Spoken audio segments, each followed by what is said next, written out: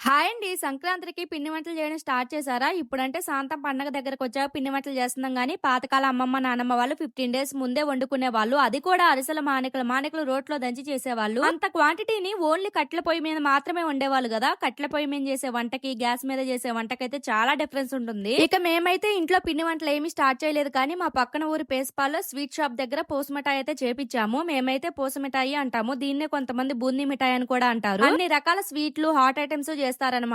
ఇలా పండగలు వస్తే చాలు చుట్టుపక్కల ఉన్న ఊర్లోళ్ళంతా కూడా వీళ్ళ దగ్గర పిండి వంటలు చేపిస్తారు. కాకపోతే ఒక 2 డేస్ ముందే మనం సరుకులు తీసుకొని వెళ్లి అక్కడ క్యూలో పెట్టాలి. క్యూ అంటేనే తెలుస్తుంది కదా, అంతమంది వీళ్ళ దగ్గర చేపిస్తారు. మన వంతు వచ్చినప్పుడు వాళ్ళు చెప్తారు. అప్పుడు మనం వెళ్లి దగ్గరుండి మనకు కావాల్సిన రిక్వైర్మెంట్ చెప్తే చాలు, అలాగే చేస్తారనమాట. ఏదైనా మనకి నచ్చినట్లు సేమ్ మన ఇంట్లో ఎలా చేస్తారో అలాగే చేస్తారు. కేజీ, అర కేజీ బయట కొనుక్కునే బదులు ఇలా చేపించుకోవడం అనేది 100% బెటర్. పైగా నార్మల్ గ్యాస్ మీద కాకుండా పొట్టు పొయ్యి మీద చేస్తారనమాట. టేస్ట్ అయితే చాలా బాగుంటుంది. ఇక పూసమిఠాయి అయితే క్రంచీగా చాలా బాగొచ్చింది.